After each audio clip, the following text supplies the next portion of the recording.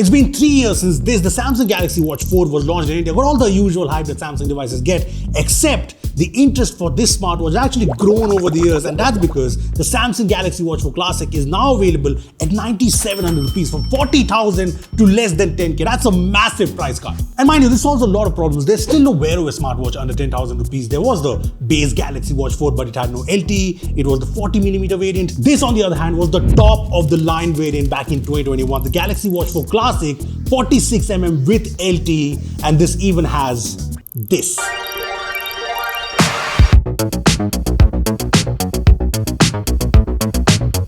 Wait, hold on, cut the music. Let's snap back to reality, because I know it all sounds too good to be true, but there's always a catch. And no, I'm not talking about the battery life. See, first of all, even in 2024, this looks like a premium smartwatch, no doubts about that. Compared to the base Galaxy Watch 4, this classic version has a stainless steel case instead of aluminium, which makes it more scratch resistant, and this physical rotating bezel gives it a more old school watch look, and you can use this to scroll in apps, and the feedback is great, definitely better than the touch bezel. Now, this does make it a little heavy, but nothing you can't handle. This also has all the certifications you expect from a premium smartwatch. It's military grade certified, 5ATM, IP68, and since this has been so popular, there are a number of third-party brands available for this watch. Also, I know people complain about the battery life on this, but the battery life here is similar to what you would get on a usual Apple Watch. I would start my day at 100%, and by the end of the day, the battery would be around 30-40%.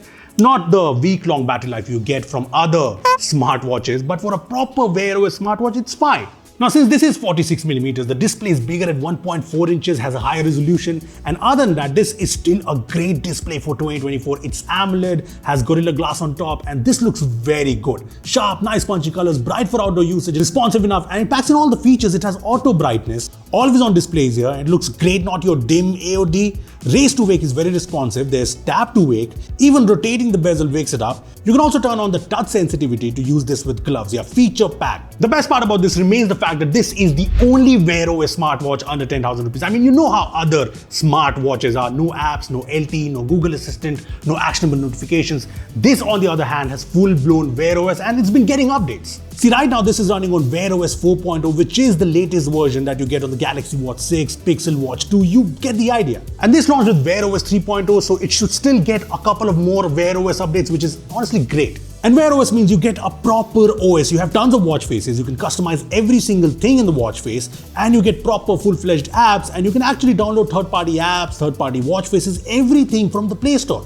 To give an idea, you can have Google Maps on this and use this for directions. You get WhatsApp in the watch, so you can see all your chats right here, and you can message anyone on WhatsApp. This has Spotify, so you have your playlist, your library on the watch. You can even download a browser on it and check scores, watch videos, subscribe to Silicons. You can even multitask between these apps. This also gets all your notifications, and you can actually respond to them. I mean, you can swipe type on the watch, voice typing is supported and works well. There's even handwriting support. There's also Hey Google support, so you can use voice commands for almost everything.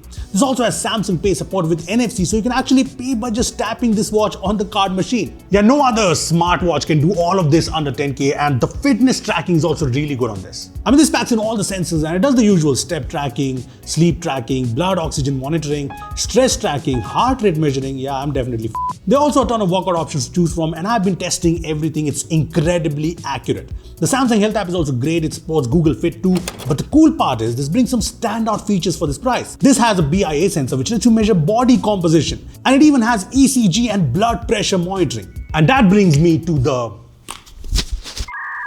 catch. See, it's not exactly a catch, but a couple of things that you should note before you go ahead and buy the smartwatch. So number one, ECG and blood pressure are only supported when you're using this with a Samsung smartphone. Second, this has all the connectivity options you expect from a high-end device, but more importantly, this is an LTE smartwatch, so you can set up your mobile plan and use everything even when you don't have the phone with you. And it's very handy, but I noticed a problem. On a non-Samsung phone, Airtel does not let you set up the eSIM on the watch. You constantly get this error, and I tried this multiple times. Jio worked fine, but just not Airtel. Now, I tried setting up an Airtel eSIM on the watch via a Samsung phone, and well, it worked. So the bottom line in all of this is, if you have a non-Samsung phone and you have the Airtel SIM card, LTE won't work for you in this watch. Third is the performance. So this is powered by the Exynos chipset and you get 1.5 GB RAM, 16 GB storage, all fine for a smartwatch, but it's been some time since this launched, and I'll be honest, this is still more than usable.